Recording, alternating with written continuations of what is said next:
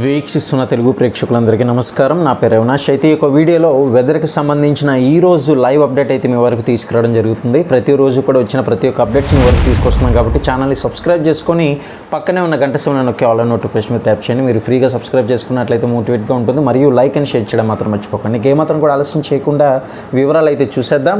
ఆంధ్రప్రదేశ్లో వాతావరణం మరోసారి మారుతుంది.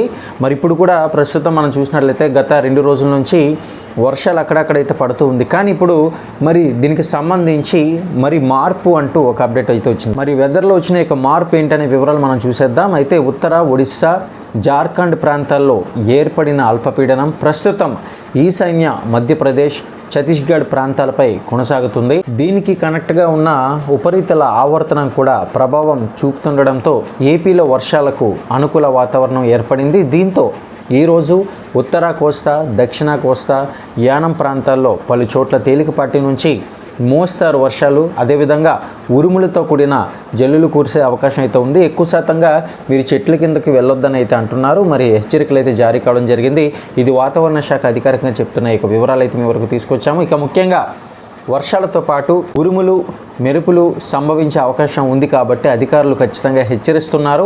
అక్కడక్కడ గంటకు 40 నుంచి 50 కిలోమీటర్ల వేగంతో బలమైన గాలులు కూడా వీచే అవకాశం కూడా ఉందని అంటున్నారు. అయితే ఇక రాయలసీమలోని కొన్ని ప్రాంతాల్లో తేలికపాటి నుంచి మోస్తారు వర్షాలు, ఉరుములతో కూడిన జల్లులు పడే అవకాశం కూడా ఉందని వాతావరణ శాఖ యొక్క సందర్భంగా వెల్లడించింది.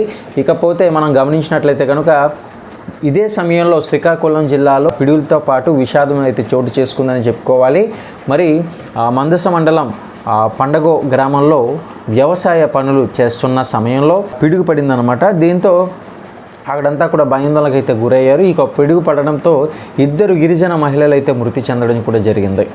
మరో 4 మహిళలు తీవ్రంగా గాయపడ్డారు. దీంతో వర్షం కురిసే సమయంలో ఖచ్చితంగా ముఖ్యంగా రైతులు, మత్స్యకారులు వీరంతా కూడా అప్రమత్తంగా ఉండాలని, ఇప్పుడు వస్తున్న వర్షాలు మామూలు విషయం కాదు, ఖచ్చితంగా జాగ్రత్త పడేలా మరి చర్యలు చేపట్టాలని చెప్పేసి అంటున్నారు. ఇక ఈ అధికారులు చెప్తున్న ఇక వివరాల ప్రకారం ఖచ్చితంగా రైతులు, మత్స్యకారులు ఖచ్చితంగా ఇలాంటి వర్షాల్లో బయటకు వెళ్ళకూడదని మనం అర్థం చేసుకోవాలి. ముఖ్యంగా ఉరుములు, మెరుపులు ఉన్నప్పుడు మాత్రం బయట వ్యవసాయ పనులు అస్సలు చేయకండి.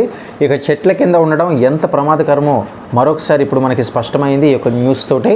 అయితే ప్రస్తుతం వాతావరణ శాఖ హెచ్చరికల ప్రకారం ఆగస్టు 10 నుంచి 14 వరకు కోస్తాంధ్ర, రాయలసీమ ప్రాంతాల్లో ఉరుములు, అదేవిధంగా మెరుపులు, బలమైన గాలులు కూడా మరి వీచడంతో ఈ యొక్క హెచ్చరికలు అయితే కొనసాగుతున్నాయి. కాబట్టి ప్రజలు అత్యవసరమైతే తప్ప, ఎంత అత్యవసరం అంటే మీ ప్రాణాల కంటే ఎక్కువ అనుకుంటే తప్ప మరి బయటకు వెళ్లకుండా జాగ్రత్తలు తీసుకోండి. వీలైతే కనుక మీకు వ్యవసాయం అనేది బాగా ఆసక్తి కలిగి ఉన్నట్లయితే కనుక ఎటువంటి వర్షాలు పడలేనప్పుడు కొంచెం వాతావరణం మంచిగా అనుకున్న సమయంలో మీరు వెళ్ళేందుకు ప్రయత్నం చేయండి. తప్పితే ఖచ్చితంగా ఉరుములు, మెరుపులు ఉన్న సమయంలో మాత్రం ఎట్టి పరిస్థితుల్లోనూ బయటకైతే వెళ్ళొద్దు.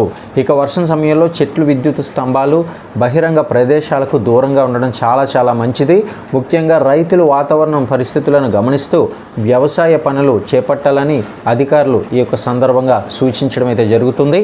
మరి ఏదేమైనా సరే చూశారు కదా, ఈ యొక్క పిడుగులు, మెరుపులతో పాటు ప్రాణాలు కూడా మరి వ్యవసాయానికి వెళ్ళి కోల్పోయారు. కాబట్టి వీలైనంత వరకు కూడా అందరూ కూడా జాగ్రత్తలు తీసుకోవాలని అధికారులు ఈ యొక్క సందర్భంగా తెలియజేశారు.